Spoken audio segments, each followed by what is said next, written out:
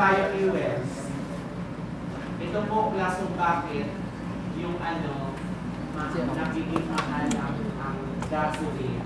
Kasi it is based on the law na yung pure contributions sciences. Sige.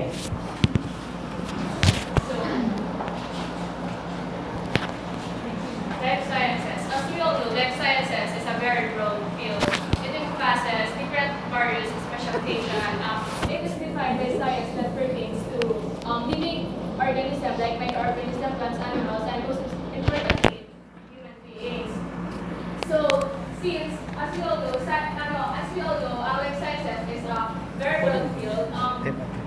Nagkaroon ng pagbabago. It was divided into different specializations according to its classification and the way of how to study it. And some of the prominent or well-known field specialization of science are biotechnology, zoology, etc. So technology. So at DOST or Department of Science and Technology is a government office wherein it is responsible for the coordination and funding of different researches by the Filipino scientists and inventors which may help for the progress of science and technology. And under po ang mga DOST, marami pong may mga agencies po na nag-cater sa mga different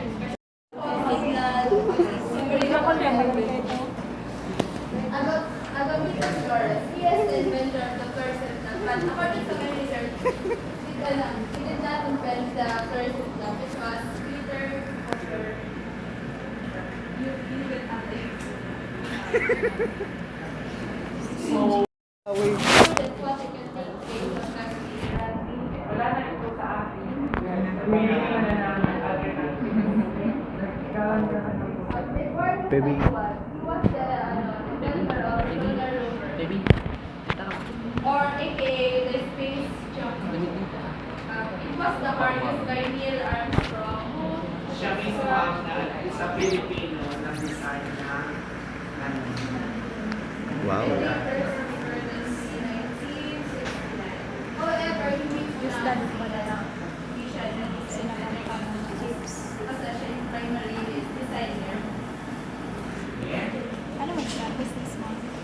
So, just na the one was known for using the first single chip. Baby. Baby.